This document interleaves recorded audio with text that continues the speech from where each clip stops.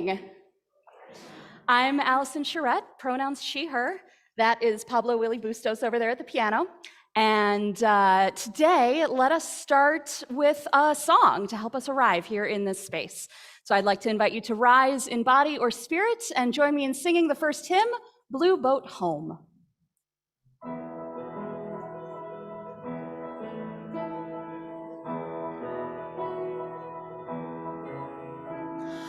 Though below me I feel no motion, standing on these mountains and plains, far away from the rolling ocean, still my dry land heart can say, I've been sailing all my life now, never harbor or port have I known, the wide universe is the ocean I travel, and the earth is my blue boat home.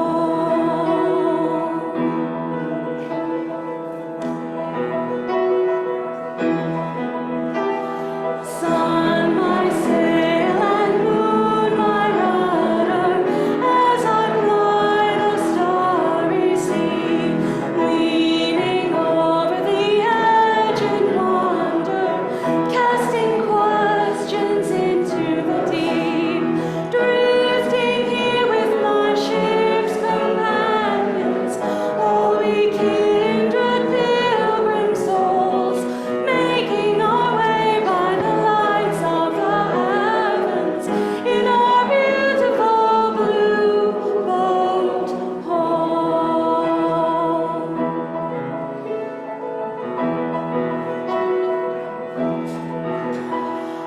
I give thanks to the waves upholding me, hail the great winds urging me on, meet the infinite sea before me, sing the sky my sailor's song.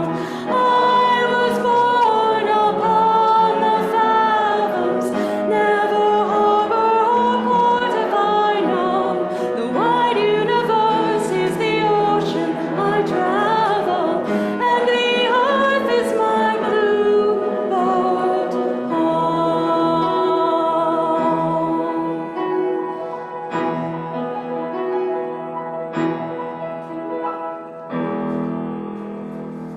Thank you.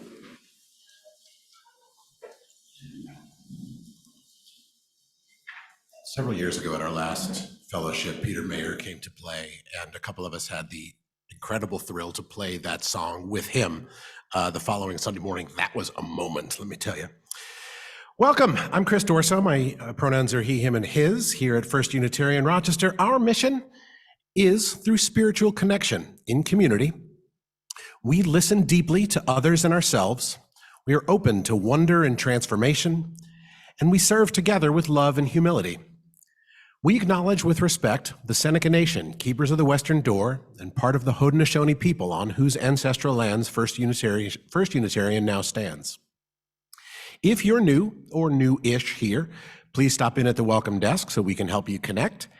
And if you're here today because you're going through a hard time or you're worried about someone else, please connect with one of our pastoral care chaplains during or after our service, either out in the hallway or online in the chat. We want to offer a special welcome today to our friends in the Adirondacks. Thank you to this cousin congregation for joining us this morning. As we settle into this sacred time and place, please take a deep breath with me and release. If you're joining us online, I invite you to join us by lighting a candle or a chalice. Here in the sanctuary, a member of our Greater Good team, Tracy Nemisek, will light our chalice here. Please join me in the unison words, which are now on the screen. Life is a gift for which we are grateful. We gather in community to celebrate the glories and mysteries of this great gift.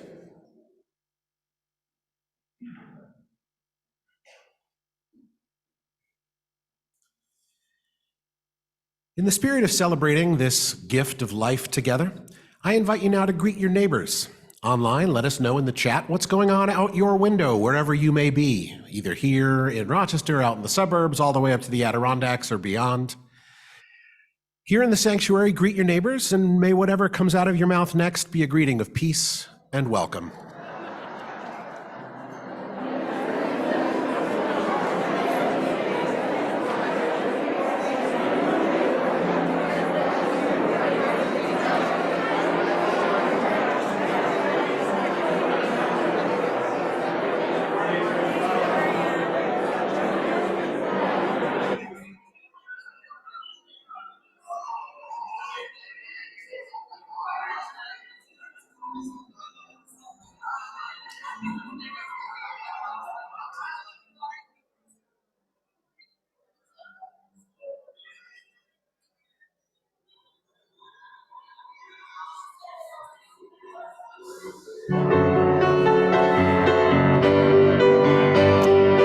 All right, my dear ones, so many good words. I invite you to take your seat. All this delightful, welcoming, peaceful energy should flow on and continue into connection. I'm the Reverend Sherry Halliday Kwan. I am honored to serve as the lead minister here. I use them and they and she and her pronouns. And today, here at First Unitarian, we welcome 12 new members. Yeah.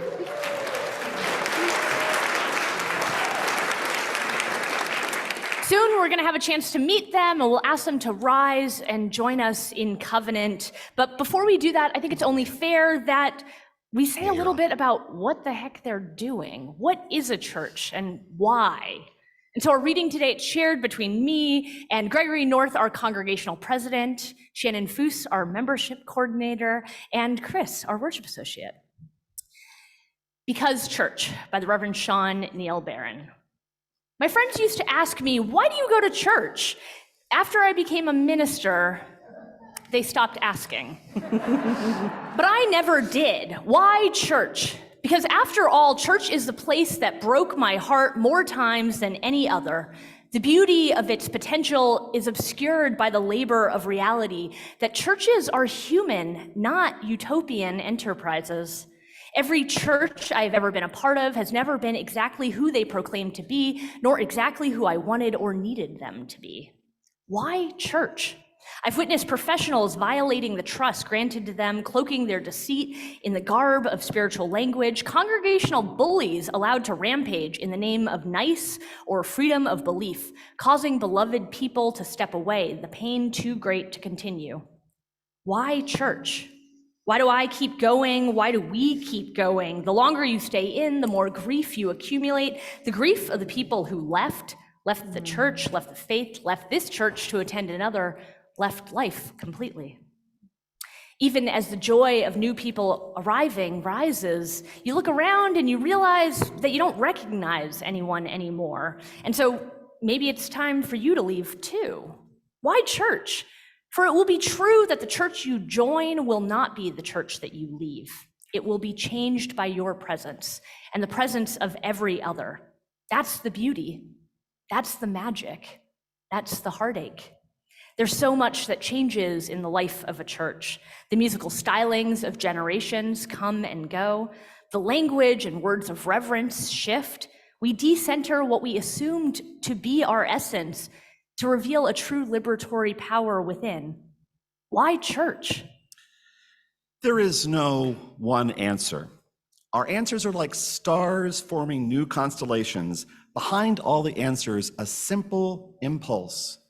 Why church? Well, because church. It's the casserole reflex. That's when the church hears the news of the diagnosis, of the accident, of looming crisis, of death, divorce, or disaster. Somehow, even before they realize it, the casserole dish is in the oven. An instinct to care, just baked in. The same reflex taught me that when certain events happen, you don't call, you don't text, you go, you show up. Awkwardly, sure. Uncomfortable, of course, but you show up. Why? Because church.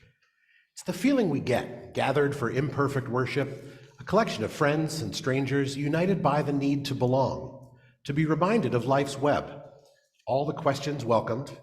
Only a full embrace can convey the truth that all the parts of you, the questioning parts, the doubting parts, cynical parts, the hurt parts, are not only welcome, but necessary. That if universal salvation is true for all of us, it's true for all parts of us too. Why church? Because church. You are part of this unfolding story, the end of which has not been written. And here we will face it, not alone, or unequipped, unprepared, unprotected. For here we have stories and practices and rituals, music, ancestors, and yes, baggage. You don't need to strike out on your own. You don't need to make it up all by yourself. Look around, you don't have to do it alone either, for you have a people. Why? Because church. In a society that tells me to be self-made, I need church that tells me I exist because we are. For if the choice were independence or interdependence, there is no question I would choose the gnarly path. If we can go together. And it is the church more than any other place that never lets me forget this. Why? Because church. It's the beauty of seeing a child dedicated in the arms of their family one moment, and then the next clambering up chairs, distracting people from the preaching. That baby reminds us of our true purpose.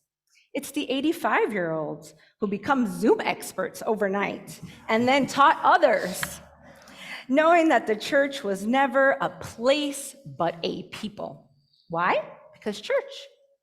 When my heartbreak becomes caught between promise and reality, I testify that every time I mustered the courage to keep showing up, I surprised myself that I could find love over and over again.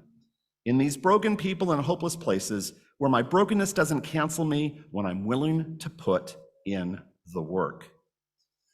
Certain people grate on me like sandpaper. I felt them wear down my rough places, granting me much needed lessons in patience, compassion, forgiveness, and humility, giving me the chance to practice being human. Why? Because church. Our churches become base camps for teams fanning out to meet, feed, house our neighbors, dismantling the prisons of supremacy within and around us. Our mission calls us to the brink of all that we love and know, invites us, commands us to step out in faith, to commit to be changed, to covenant, to promise, to a journey without knowing what intimacy and vulnerability will be asked of us. We wouldn't have said yes if we knew, but looking back, we can't help but thank God we did. Why? Because church. Because I've witnessed friendships formed in social halls and sparked in classes that have saved lives, revealed in the Sunday Zoom chat filled up with prayer, heartfelt messages launched not into a void, but as offerings into community.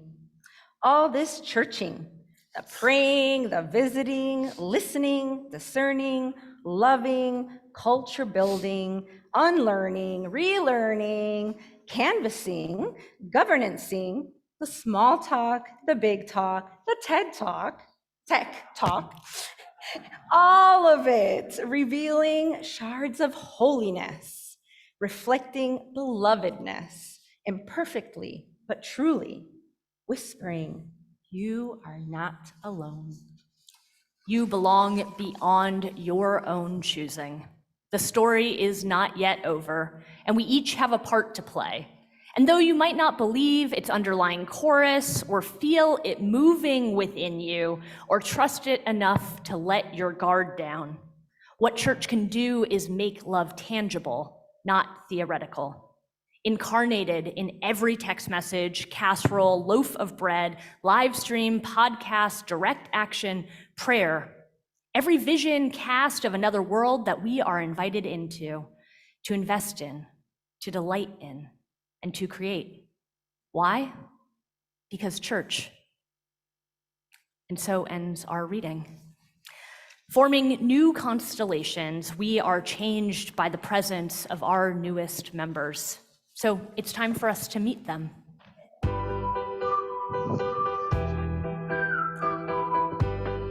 Hi, I'm Josh Prescott, he, him, his. Hi, I'm Lisa Prescott, she, her, hers. What drew us to Unitarian Universalism is diversity, inclusion, and the shared covenant that supports a free and responsible search for truth and meaning. We also greatly value the RE program to help support and guide our children through this journey. We're both really looking forward to joining this wonderful community. Hello, good morning. I'm Janet STEINER, she, her. I have been a Unitarian since 1980, having first joined the Unitarian Church in Binghamton, and then again the Unitarian Church in Ithaca.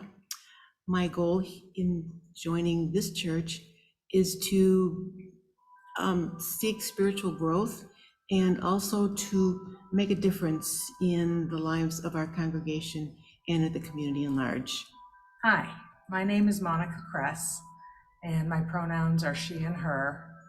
And Herb's the talker, but I'm the shy one.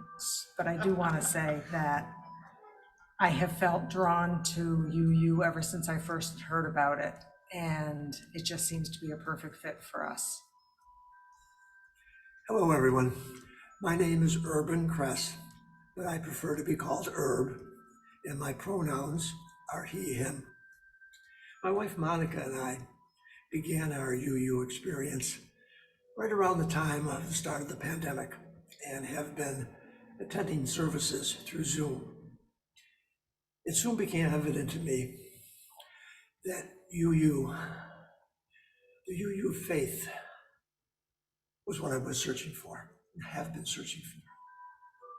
Hi, my name is Elizabeth Collins. I use she, her pronouns. I'm almost 37 and I started attending First Unitarian about 6 months ago. I wanted to become a member officially because I feel like I found a second home here. Life is so short and there are very few sources of unwavering kindness, compassion, and commitment to valuing every human being. I want to be a part of that, and I'm so grateful to all of you for the love and welcome you've given me.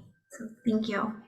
My name is Jennifer Quick. I use she, her pronouns, and I am excited to become a member because I would want nothing more than to have a spiritual home and a place where I can continue to work on my own personal development amongst community. Hello, everyone. I'm Maureen Dunphy. I love the many opportunities for spiritual growth here at First Unitarian, and I find the UU community so welcoming and vibrant. I'm really looking forward to being a member. And that's why we come to church. Amen.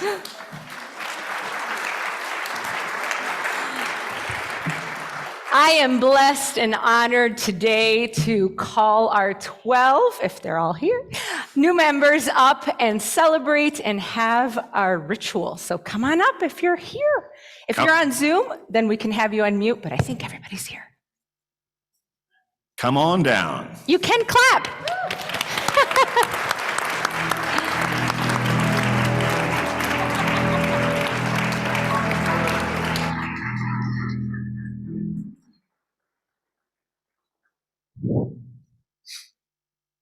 While you're filing in between us.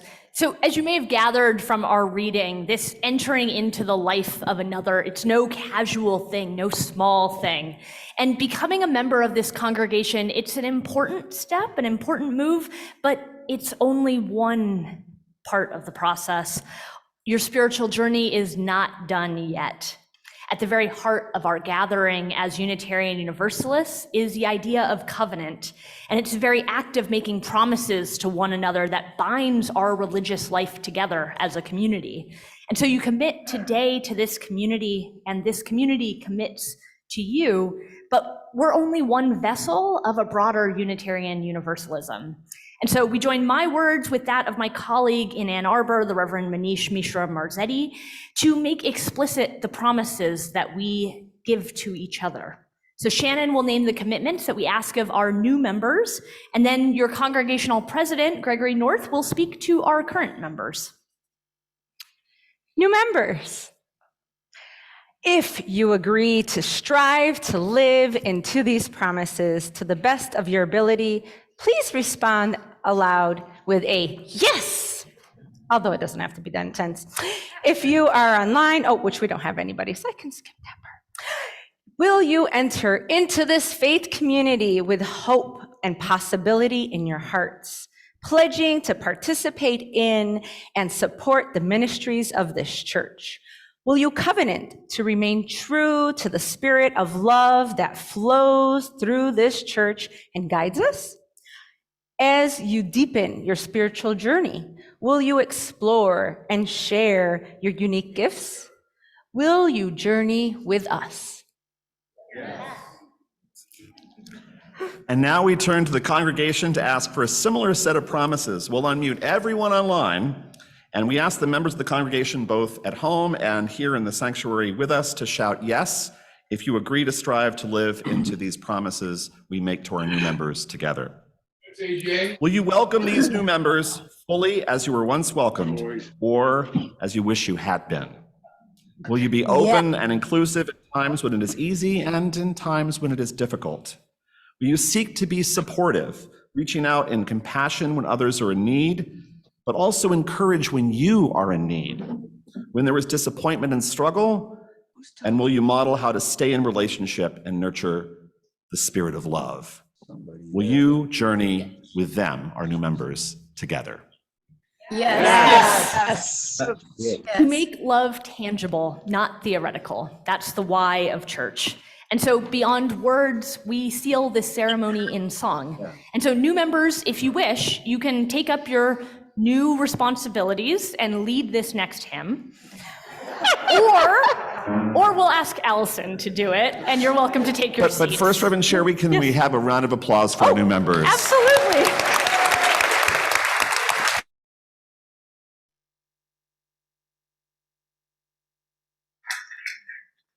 Thank you, Gregory. Song leaders, or leader, if you will. As for the rest of stay you, with me. You can you're go welcome down to, or that you way. can take your seats. I'll be right behind you.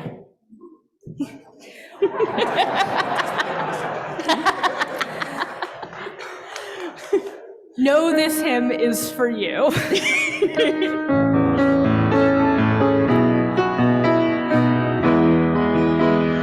How could anyone ever tell you were anything less than beautiful?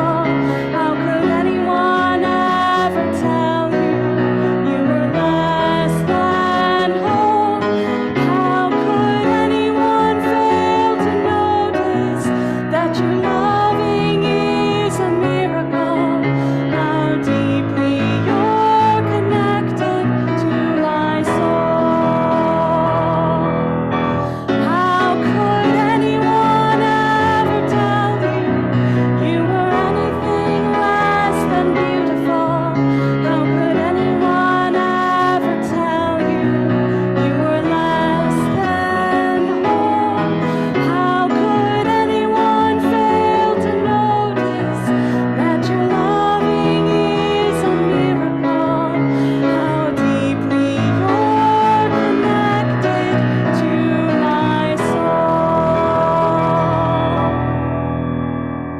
Thank you.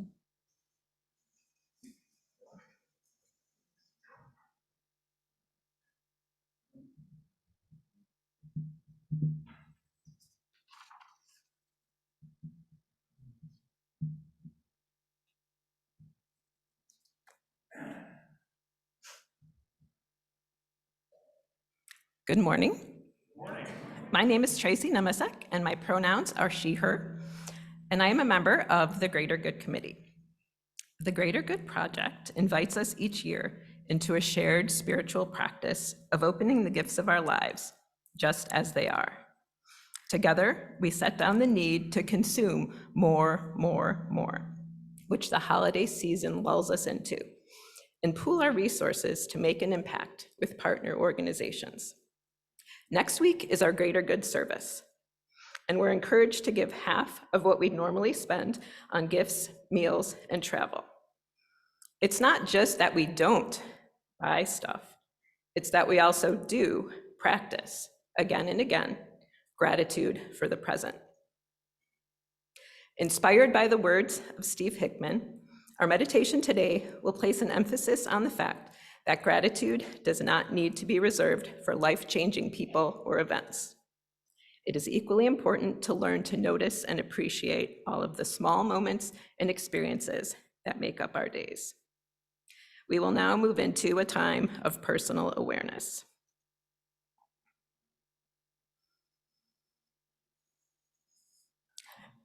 Make some space to consider what you are grateful for, and perhaps often overlook, wherever you happen to be.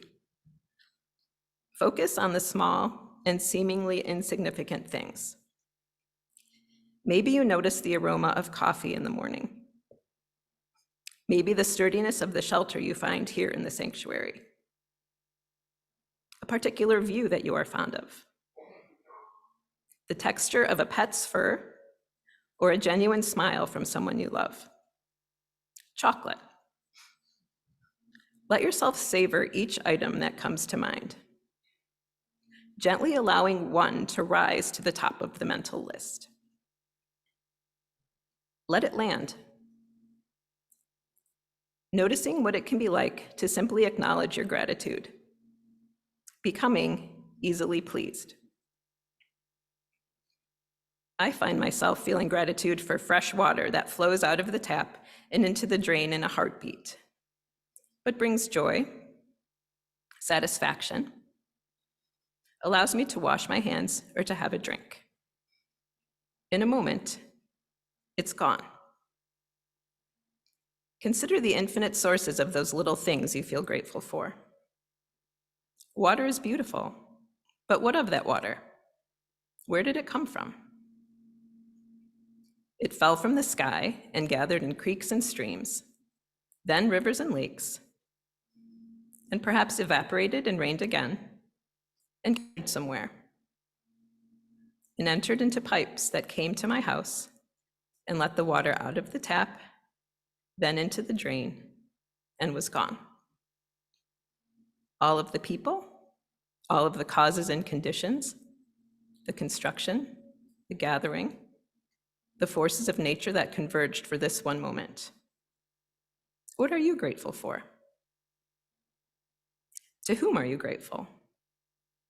Perhaps acknowledging the people, known and unknown, that contributed to a particular experience, to a particular item of clothing you are wearing, to the chair or couch or bed on which you are now sitting.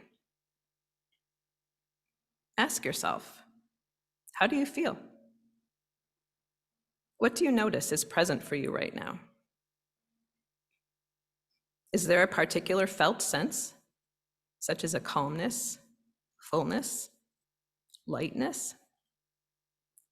Do you notice any joy, any comfort? Savor that.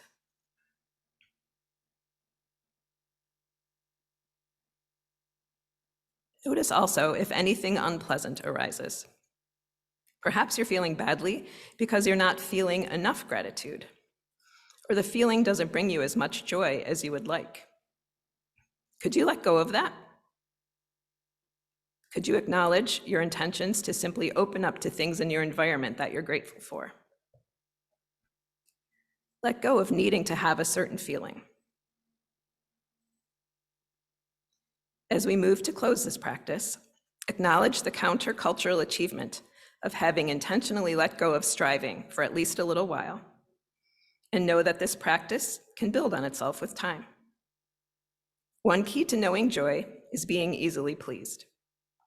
We can allow ourselves to be easily pleased and let gratitude land. Let it make its mark on us in our awareness. Could it soften and warm our hearts, our experience, our way of encountering the world?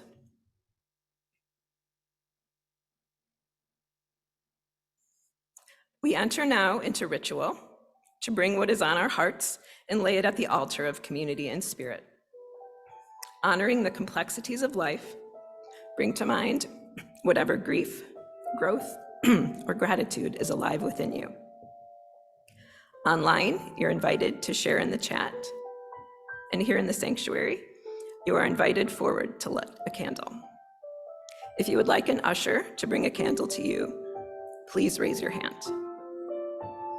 May we now share in this ritual of community care and witness to one another's hearts.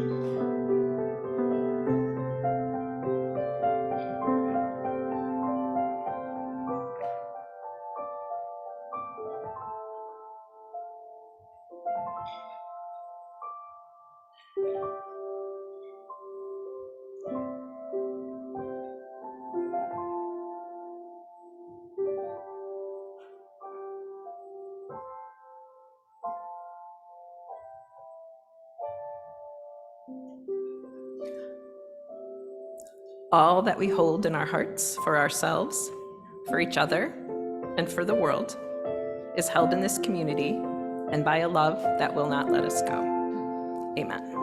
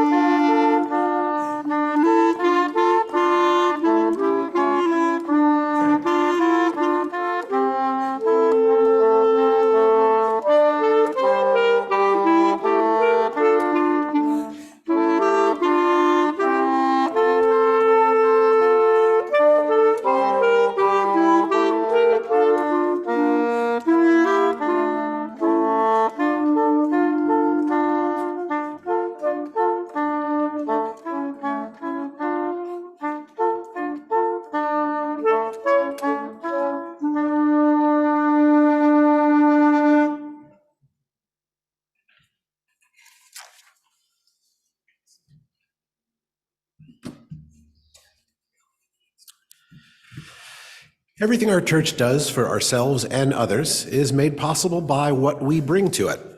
Each week, we practice shared generosity to support the work and witness of Unitarian Universalism here in Rochester. And half of our Sunday offering goes to a partner organization working to create a more just and loving world. Today, we share our plate with Isaiah House. Isaiah House offers residences to people with irreversible illness who have been determined to be within the last 3 months of their lives. Hospitality and comfort are rendered in cooperation with a certified home health agency and the resident's physician. They can serve only 2 residents at a time in the house. They believe in the dignity and value of each and every person and welcome everyone with the same unconditional love. Isaiah House charges no fee. They rely on the generosity of those they touch, the friends, family, and loved ones of those who have helped during their final journey, and through memorial donations, estate planning, volunteering, and more. In the spirit of abundance and generosity, our offering will now be received with gratitude here in the sanctuary, as well as online at donate.rochesterunitarian.org. Thank you.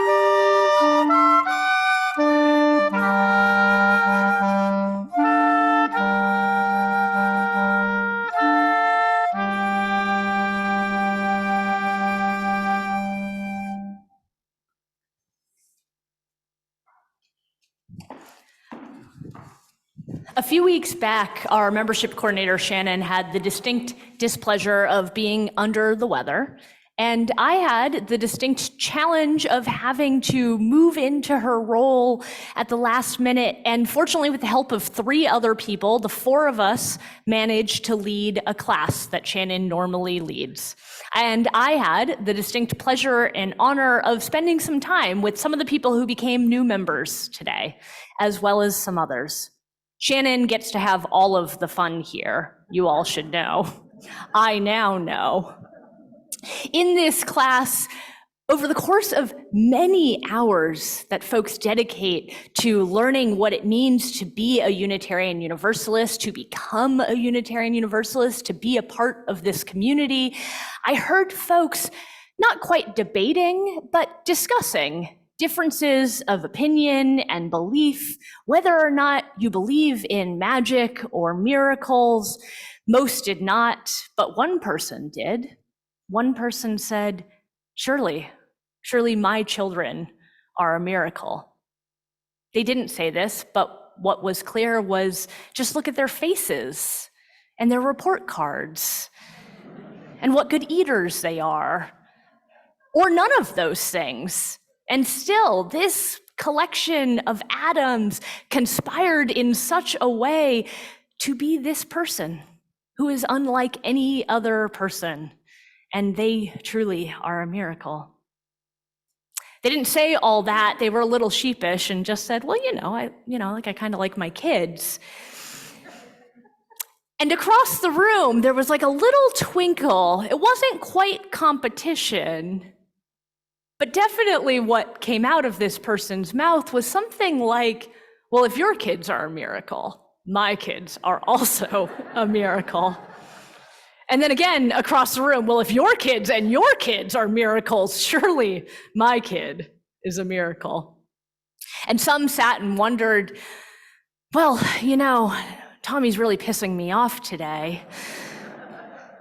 But they've had good days too.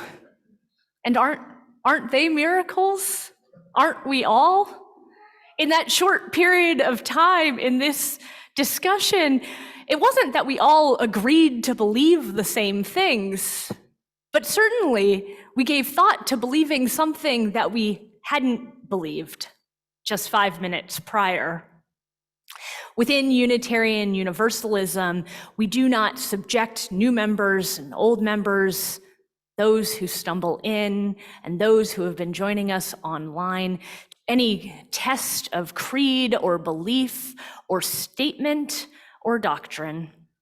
And yet, as Reverend AJ helped us dive into last week, for those of you who were here, we tend to cluster around statements, claims of our theology about what it means to be human and to move in the world, what it means to be in relationship with each other.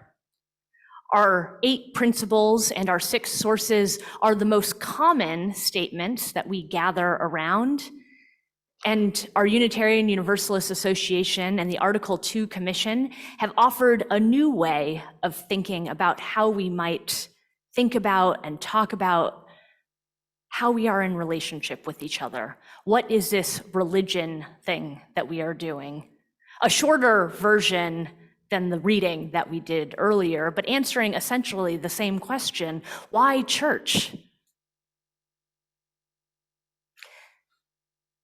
Another articulation of the ways we cluster around understanding, it's a concept called the 5 jagged stones.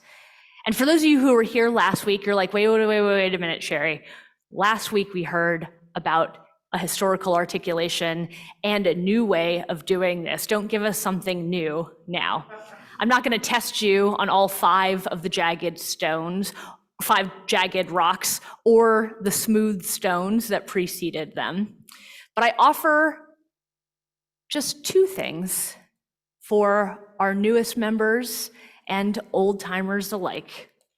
2 things to hold. 1, a jagged rock. 1 offered statement of belief around which many of us clustered, and that if you don't agree with or believe in, you can talk about with someone outside afterwards, and we won't kick you out. But something that orders how we are together, that our communities cluster around, a claim to our theology, to what it means to be in the holy and the sacred and the here and the now. And then another thing, just a little bit of UU culture, something that many of us like. We often confuse culture with theology, thinking that how we are is the same as who we are, but both are important. And so the first one, the final jagged rock, is salvation in this life. Salvation is language that for many of us feels a little strange, and for others speaks to a deep longing. What is it that we are seeking? What can be healed or repaired or saved in this world? We talk about salvation in this life as a way to direct our attention as a religious community, to say that our focus here is not on the afterlife. In the context of Christian hegemony, where salvation in the next life is, if not the only, the primary focus, we claim a direction, an attention to this world, and a shared project, a shared attention to making this world better. When we say that Unitarian Universalists have a great diversity of beliefs, that certainly is true, but this range of difference does not linger in a formless, shapeless sense that anything goes. To be invested in how we are together and what we hope can happen is one of the 5 jagged stones to which I give my heart. One of the ways we equip ourselves to live in the world, to agree that together we will work towards a better world, that we will seek repair and healing and saving of ourselves, of others, in the here and the now. And if we move on to the culture piece, as Unitarian Universalists, as people with a very long name, we just really like things that have 2 U's in them. We do it all the time. Fun becomes foon for no good reason. Sung becomes sung. It all sounds terrible, and the fact that W is also a letter is even more confusing. But God, do we really love a U and another U.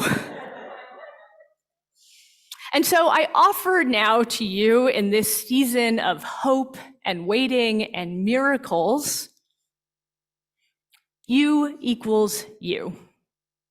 This week, we commemorate and honor World AIDS Day.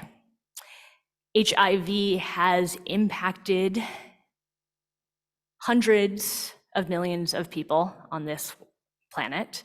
40 million people currently have HIV, and 40 million people have died of AIDS-related illnesses.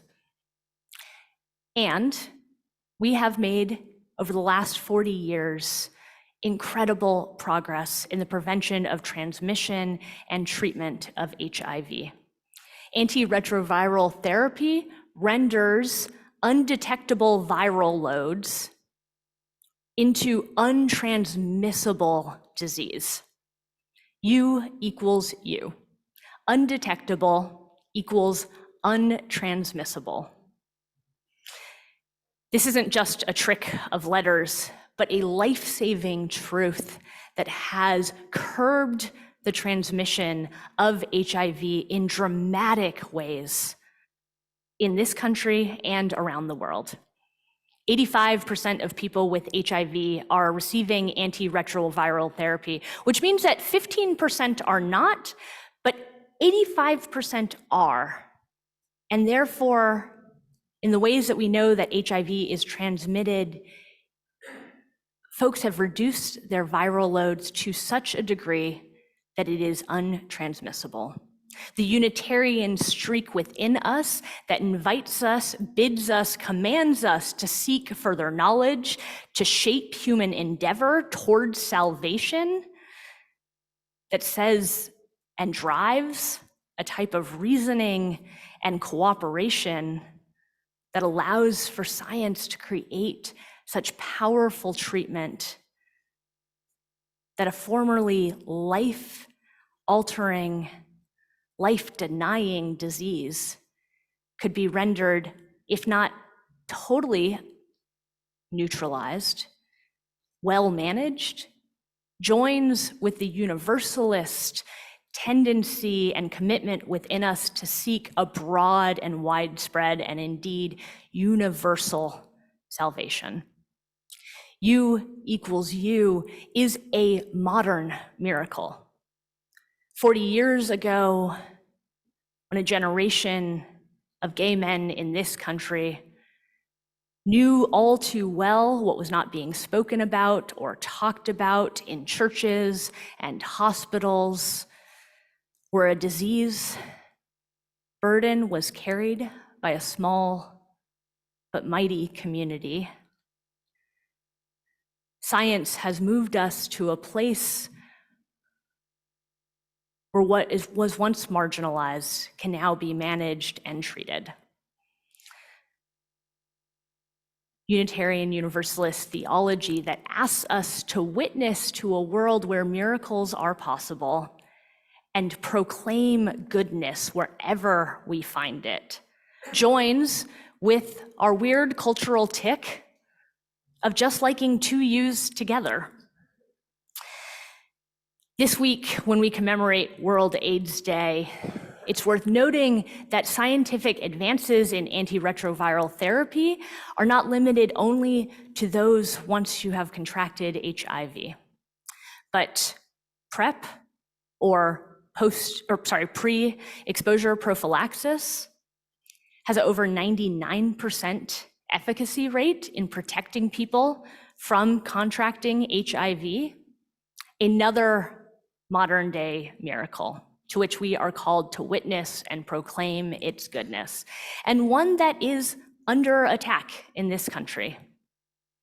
In the last couple of months, a judge in Texas ruled that PrEP doesn't need to be covered by health insurance, that religious exemptions means that this life-saving disease isn't necessary for human society. Unitarian Universalism is a religion of holy no and sacred witness. A holy no to that which is death dealing, a holy no to that which denies the humanity and salvation of all, a holy no to that which pops up in courts in Texas and here in Perrington, where this past week, a swastika and the N-word were vandalized.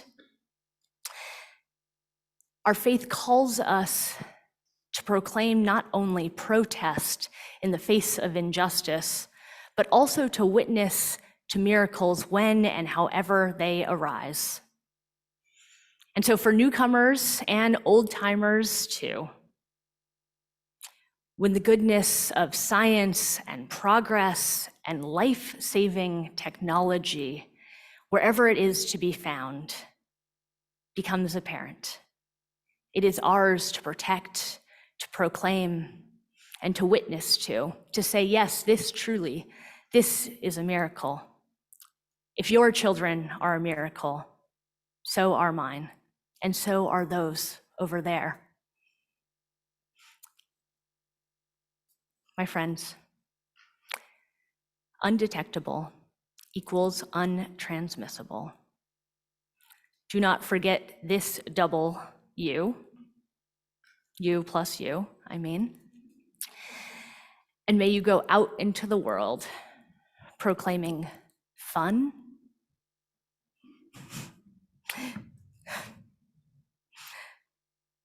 making room for one another, ushering in the holy, and finding miracles wherever you may.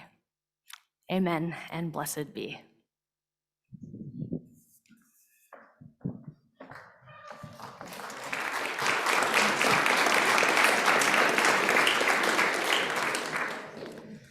I invite you all to rise in body or spirit and join with me singing our closing hymn, Spirit of Life.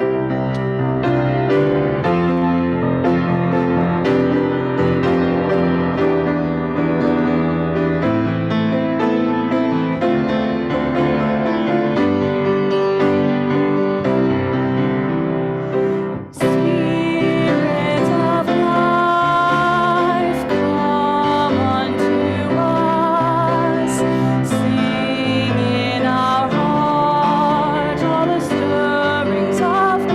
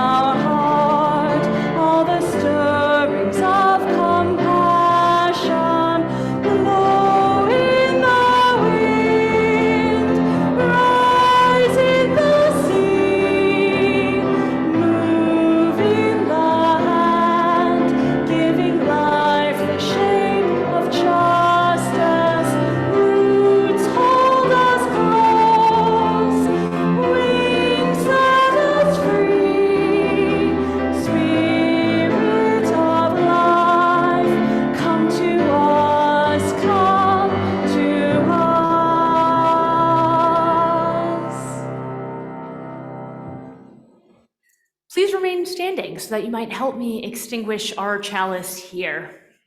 We extinguish this flame, but not the lighted truth, the warmth of community, or the fire of commitment. These we carry in our hearts until we are together again. My friends, church is not over yet. We move from worship into connection, and we've got a lot of things going on today, but a little bit of a strange one that I just want to highlight specifically, because you may have missed the opportunity to go outside and move some dirt. But that's an option for you today, and it would really help our garden folks, who really help all of us. So consider that one. But whatever it is that you choose to do in connection and in the week beyond, witness to the miracles in your lives. Be grateful for the small things you encounter, and for that child, someone's child, directly across from you. May you say a holy yes to their presence. Welcome to the world, babies. Amen, and blessed be.